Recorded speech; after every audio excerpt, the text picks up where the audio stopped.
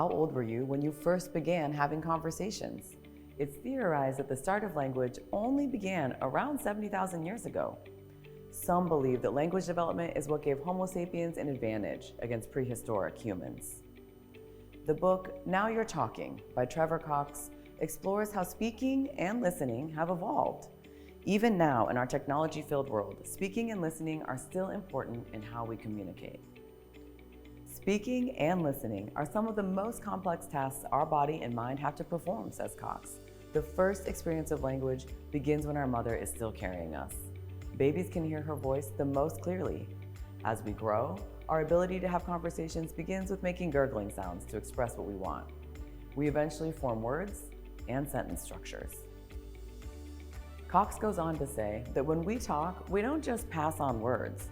How we speak reveals something about who we are, where we come from, and how we feel.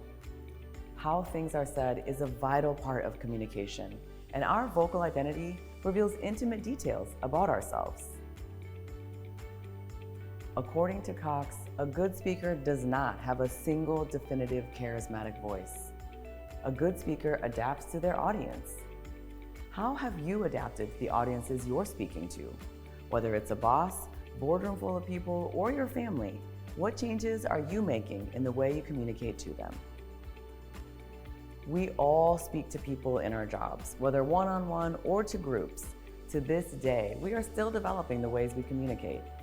It changes with who we associate ourselves with and where we are from.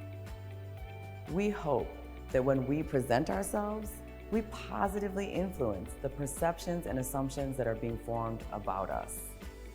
There are many ways we can control this, such as carefully choosing things like our attire, hair, and posture. It takes work to speak in front of someone, and it's even harder to do it in a way that results in positive perceptions. Challenge yourself to become aware of how you speak and present yourself. If you struggle, maybe it's time to attend a workshop and gain skills that will make a positive difference in your communications.